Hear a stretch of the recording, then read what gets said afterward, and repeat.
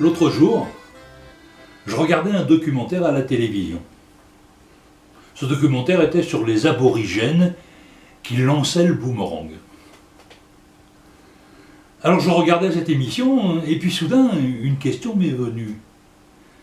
Mais comment l'un d'entre eux avait-il pu imaginer qu'on pouvait lancer un bâton comme ça et qu'il allait revenir à son point de départ? Alors que les mathématiques théoriques n'avaient pas été posées, que les lois de la physique et de l'astronomie n'avaient pas encore été mis en chiffres, l'un d'eux imagine qu'il peut lancer un bâton dans l'air, que le bâton fait une ellipse et revient au point de départ.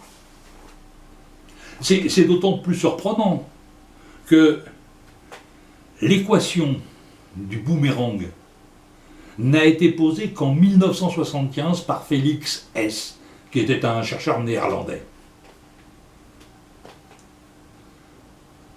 Alors qu'est-ce qu'on a eu comme explication en attendant que ce Félix Hess nous dise les chiffres de l'affaire du boomerang?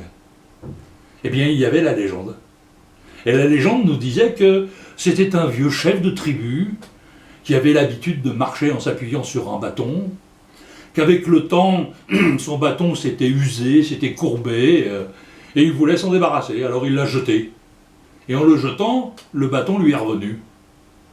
Très agacé, il s'est penché, il a repris le bâton, il l'a lancé encore, et le bâton à nouveau est revenu.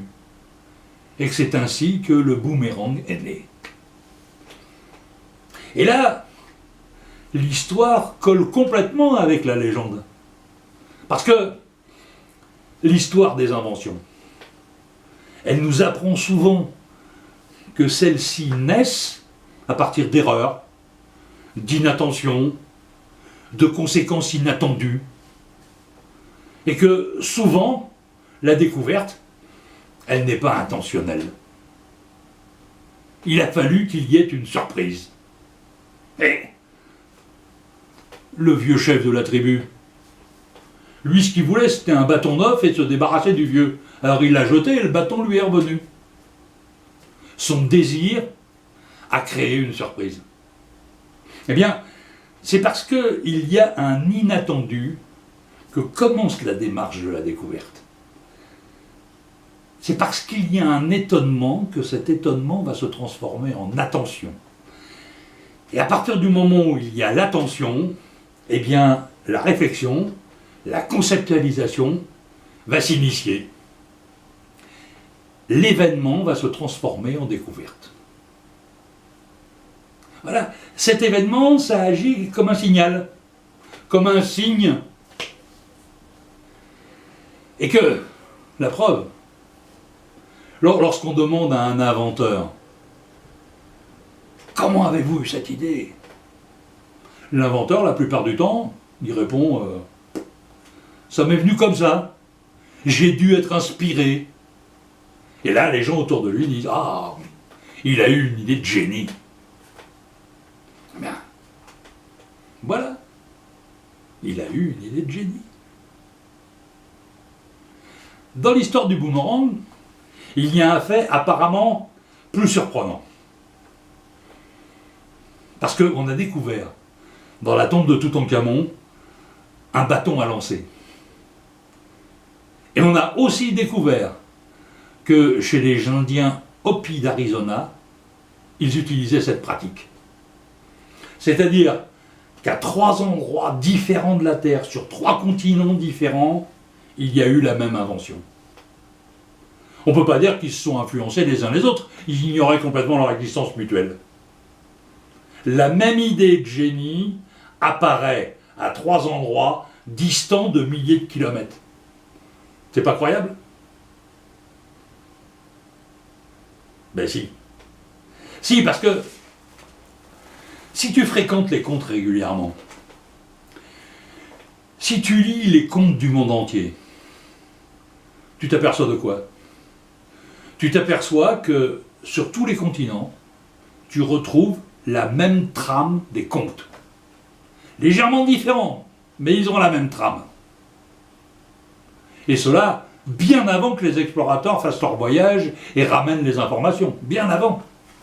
Par exemple, tu prends l'histoire de Cendrillon. Il y a plus de 1000 versions de l'histoire de Cendrillon.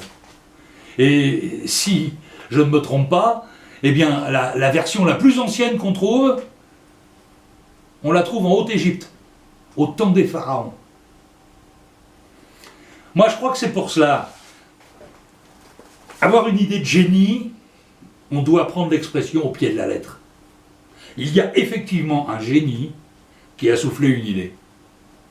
Et comme il veut que son idée devienne réalité, ben il la souffle à plusieurs endroits. Il a sur le coup. Moi, je crois que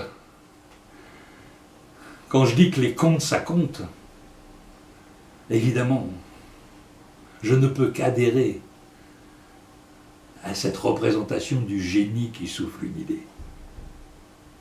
Il y a là une magie qui enchante le quotidien, un merveilleux qui nous rend plus humains et qui nous unit à la vie.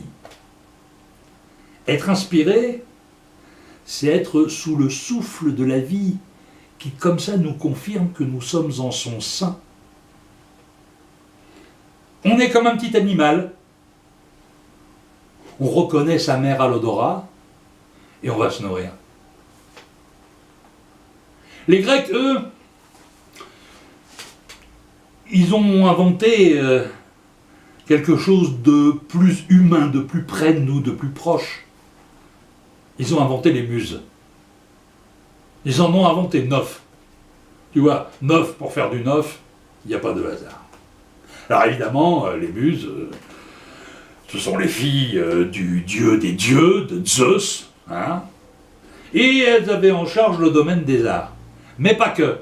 Pas que, puisque Uranie, elle s'occupait de l'astronomie. Mais parce que dans ce temps-là, les arts et la science n'étaient pas séparés. Mais ce qui est formidable, c'est que étymologiquement, muse, ça signifie fille de mémoire. Si elles sont filles de mémoire, c'est bien qu'il y a un savoir ancestral qu'elles réactualisent, qu'il y a une connaissance toujours déjà là, qu'il y a comme ça un plus grand que nous qui veille sur la flamme éternelle de la vie.